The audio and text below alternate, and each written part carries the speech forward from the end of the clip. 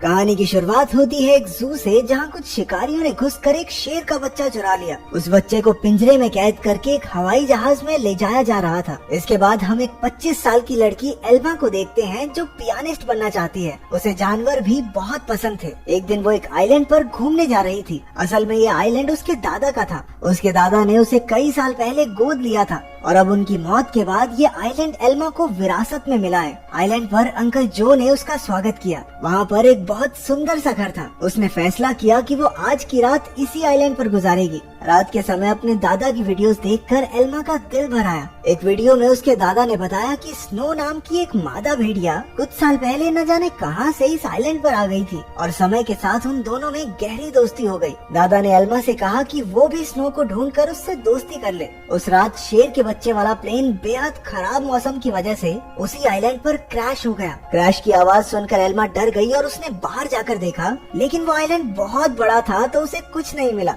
अगली सुबह चार्ल्स और एली नाम के दो नौजवान वहाँ आए। उन्होंने स्नो को कैद करने के लिए जाल बिछा दिया। असल में वो भेड़ियों के पार्क के मालिक थे और उसके लिए स्नो को पकड़कर ले जाना चाहते थे। कुछ देर बाद स्नो जाल में फंस गई, लेकिन अपनी सूझबूझ से चार्ल्स और एली के आने से पहले ही वो जाल काटकर भाग निकली। फिर वो तैरकर आइलैंड की दूसरी ओर जा पहुंची, जहां उसकी मुलाकात एल्मा से हुई। पहले तो एल्मा घबरा रही थी, लेकिन फिर उसने अपने दादा की बात याद की और स्नो को पुचकारने लगी। कुछ देर बाद एल्मा प्लेन क्रैश की जगह पर पहुंची। खुशकिस्मती से शेर के बच्चे को कोई चोट नहीं पहुंची थी। वो एक पक्षी के घोंसले में गिर गया था, लेकिन पक्षी ने उसे नीचे धक्का दे दिया और इसके बाद वो सीधा जाकर एल्मा की गोद में गिरा। एल्मा भी उसे अपने साथ घर ले आई। उसी वक्त स्नो भी अपने छोटे बच्चे के साथ घर में आ गई। घर में 3 प्यारे जानवर देखकर एल्मा बहुत खुश थी। उसने तुरंत अंकल जो को बुलाया, लेकिन उन्होंने एल्मा से कहा कि इन खतरनाक जानवरों को घर में रखना ठीक नहीं है, तुम्हें इन्हें जू वालों को दे देना चाहिए। अंकल ने ये भी बताया कि शेर के बच्चे को ढूंढते हुए जू के कर्मचारी वहाँ जरूर आएंगे, और हुआ भी बिल्कुल वैसा ही। अगले दिन एनिमल कंट्रोल वाले वहाँ पहुँच गए। वो जानती थी कि जू वाले कितने बेरहम होते हैं, इसलिए उसने फैसला किया कि वो उन्हें जानवरों के बारे में कुछ नहीं बताएगी। उसने झूठ कह दिया कि उसने किसी शेर के बच्चे को नहीं देखा। घर लौटकर उसने देखा कि स्नो अपने बच्चे के साथ साथ शेर के बच्चे को भी दूध पिला रही थी। उसे बेहद खुशी हुई क्योंकि अब स्नो दोनों बच्चों का ख्याल रख रही थी। जैसे जैसे दिन बीतते गए दोनों बच्चों में दोस्ती बढ़ती रही। एल्मा ने भेड़िए के बच्चे का नाम जैक रखा और शेर के बच्चे का नाम ड्रीमर। उधर अंकल जो को चिंता थी कि ये जंगली जानवर एल्मा को कोई नुकसान न पहुंचा दें, लेकिन इसी तरह कुछ महीने गुजर गए और अब दोनों बच्चे थोड़े बड़े हो चुके थे। एल्मा उन्हें आइलैंड पर घुमाने ले जाती और अपने दादा की मनपसंद जगह पर उनके साथ खेलती भी थी। बदकिस्मती से एक दिन जब एल्मा पियानो के एक ऑडिशन के लिए गई थी, तो पीछे से वो भेड़िए के पार्क वाले आइलैंड पर घुस गए। इस बार वो स्नो को कैद करके अपने साथ ले ही गए। उधर एल्मा का सिलेक्शन भी हो गया और वो बेहद खुश थी, लेकिन जब वो घर लौटी तो उसके होश उड़ गए। उसके घर का सारा सामान बिखरा हुआ था क्योंकि दोनों बच्चे भूख की वजह से परेशान हो गए थे। एल्मा ने स्नो को ढूंढने के लिए पूरा आइलैंड छान मारा, लेकिन स्नो तो वहाँ थी ही नहीं। अब उसे ही बच्चों का पेट भरना था, इसलिए उसे ना चाहते हुए भी अपनी पियानिस्ट की नौकरी छोड़नी पड़ी। एक दिन अंकल जो फिर से वहाँ आए और खूंखार जानवरों को अब तक वहाँ देखकर गुस्से से भर गए। उसने एल्मा से उसी वक्त जानवरों को जू में भेजने को कहा, लेकिन एल्मा ने उन्हें समझाया कि उसके दादा की यही इच्छा थी कि वो जानवरों के साथ रहे और फिर जू में न जाने इन मासूमों पर कितने अत्याचार होंगे। आखिरकार अंकल जो भी मान गए और एल्मा को गले से लगा लिया। अब उनका सारा समय जानवरों को खाना खिलाने और उनका पूरा ध्यान रखने में जाता था। एल्मा को जैक और ड्रीमर से बहुत प्यार था और बदले में जानवर भी उस पर जान छिड़कते थे। देखते ही देखते 1 साल गुजर गया और अब दोनों जानवर बड़े हो गए थे। अंकल जो शहर से उनके लिए मांस लाया करते थे, लेकिन उनके पास जाने में उन्हें डर लगता था। उन्होंने फिर से एल्मा को समझाया कि इनके साथ रहना खतरे से खाली नहीं है, लेकिन एल्मा किसी कीमत पर उन्हें छोड़ने को तैयार ही नहीं थी। एक दिन एक माँ बेटी कश्ती में आइलैंड के नजदीक आए। उन्हें देखकर जैक उनके पास जाने लगा। जैसे ही एल्मा ने ये सब देखा, वो जैक को रोकने के लिए भागी, लेकिन वो एक पत्थर से टकराकर नीचे गिर गई और उसके सर में चोट लगने की वजह से वो उसी वक्त बेहोश भी हो गई। वो माँ बेटी ये सब नहीं देख पाई और वापस कश्ती में चली गई। कुछ ही देर में जैक और ड्रीमर एल्मा के पास आए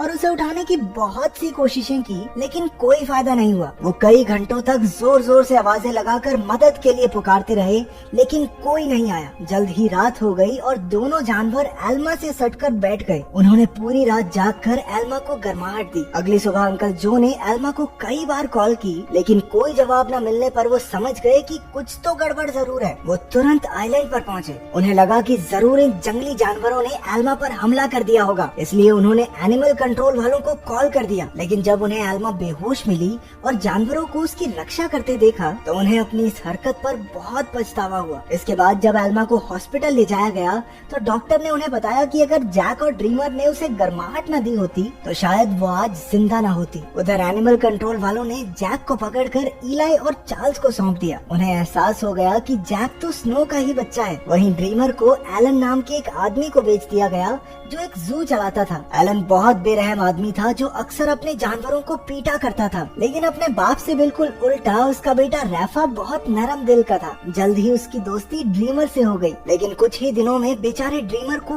कई नशीली दवाइयां देकर सर्कस में करतब करने के लिए मजबूर किया जाता। ड्रीमर ने अब तक की अपनी जिंदगी मजे से आइलैंड पर गुजारी थी, लेकिन इन बेरहम लोगों ने उस पर काफी बुरा असर डाला, इसलिए राफा अक्सर उसके पास उसे शांत करने जाया करता। उधर हॉस्पिटल में एल्मा ने होश में आते ही जैक और ड्रीमर के बारे में पूछा। अंकल जो ने भारी दिल के साथ उसे सब सच बता दिया। जैसे ही एल्मा हॉस्पिटल से बाहर आई वो सीधा एनिमल कंट्रोल के दफ्तर में पहुंची। उसे पता चला कि जैक को तो भेड़ियों के पार्क में भेज दिया है और ड्रीमर को उन्होंने एक सर्कस ग्रुप को दे दिया था। ये सुनते ही वो गुस्से से भर गई और ऑफिसर पर चिल्लाने लगी, लेकिन अंकल जो ने उसे शांत किया। कुछ समय बाद एल्मा ने एली को फोन करके जैक के बारे में पूछा। एली ने बताया कि जैक बहुत खुश है और यहाँ उसके कुछ दोस्त भी बन गए हैं। इससे एल्मा को थोड़ी तसल्ली मिली, लेकिन अब भी वो ड्रीमर के लिए बहुत परेशान थी। अगले कुछ हफ्तों तक वो शहर की हर एक सर्कस में गई और सबसे ड्रीमर के बारे में पूछताछ की, लेकिन कुछ हाथ नहीं लगा। उधर ड्रीमर की वजह से एलन की मोटी कमाई होने लगी थी। ड्रीमर जल्द ही स्टार लॉयन के नाम से मशहूर हो गया। एक दिन ड्रीमर का सर्कस ग्रुप भेड़ियों के पार्क के पास से गुजर रहा था और जैक ने तुरंत अपने बचपन के दोस्त को पहचान लिया। जैक अपनी सूझबूझ से पिंजरे से बाहर निकल गया। एली ने जब ये देखा तो वो समझ गया कि जैक बेहद समझदार है और वो जरूर कुछ न कुछ ढूंढ रहा है। जल्द ही जैक उस तक पहुंच गया जिसे वो ढूंढ रहा था। उसने बड़ी चालाकी से ड्रीमर को भी पिंजरे से छुड़ा लिया। इतने महीनों के बाद एक दूसरे से मिलने पर दोनों जमकर खेले। जब एलन को ड्रीमर के भागने का पता चला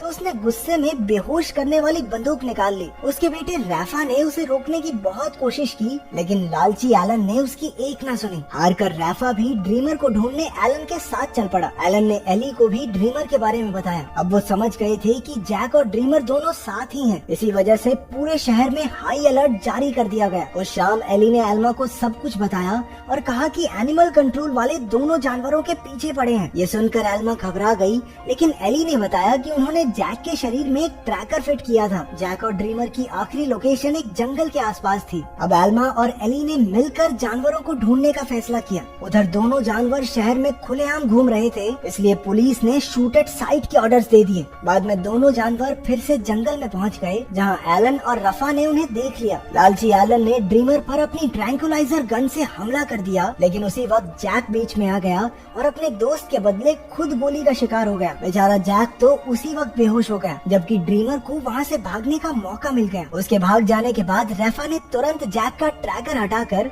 उसे एक दवाई दे दी, जिससे बेहोशी की गोली का असर खत्म हो जाए। कुछ देर बाद बाप बेटा एक बार में पहुंचे और एली और एल्मा भी एक ट्रैकर के जरिए उन तक पहुंच गए। एलन ने उनसे कहा कि उसके पास कोई ट्रैकर वगैरह नहीं है और उन्हें बाहर भेज दिया, लेकिन समझदार रैफा ने बाथरूम का बहाना बनाकर एली और एल्मा को सब सच बता दिया। वो उन्हें जंगल में ले गया, जहां आखिरकार उन्हें ड्रीमर मिल गया। इसके बाद ड्रीमर उन्हें एक झोपड़ी में ले गया, जहां जैक आराम कर रहा था। खुशकिस्मती से उसे सही टाइम पर होश आ गया था, लेकिन तभी उन्हें पुलिस के आने का शक हुआ तो एल्मा ने दोनों जानवरों को खुफिया रास्ते से भगा दिया। अब आइलैंड तक पहुंचने के लिए उन्हें सिर्फ एक नदी पार करनी थी। पुलिस से बचने का एक यही रास्ता था, लेकिन वहाँ कोई कश्ती नहीं थी, इसलिए सबको तैर कर ही जाना होगा। जैक तो उसी वक्त फुर्ती से नदी में तैरने लगा, लेकिन ड्रीमर पानी से डरता था। एल्मा ने उसे हिम्मत देने की बहुत कोशिश की, लेकिन ड्रीमर वापस जंगल की ओर मुड़ गया। जैसे ही जैक और एल्मा तैर रहे थे, उन्हें बंदूक चलने की आवाज सुनाई दी। इसका मतलब ये था कि ड्रीमर अब इस दुनिया में नहीं रहा। आइलैंड पर पहुंचकर एल्मा फूट फूट कर रोने लगी, लेकिन ड्रीमर अचानक उसके सामने आ गया। असल में वो जंगल में पुलिस वालों को भटकाने के लिए गया था। उसे जिंदा देखकर सभी खुशी से झूम उठे। आखिर एल्मा ने जैक और ड्रीमर के लौटने की खुशी में पार्टी में पियानो बजाया। अब उनका परिवार पूरा हो गया था। अंत में एल्मा ने सबको अपने प्यारे जानवरों की कहानी बताई, जिससे सभी लोगों के दिल भर आए और वो तीनों खुशी खुशी फिर से एक साथ रहने लगे। तो तुम्हारा फेवरेट जंगली जानवर कौन सा है और क्या तुम उसे पालना चाहते हो? कमेंट्स में जरूर बताना। मिलते हैं अगली वीडियो में।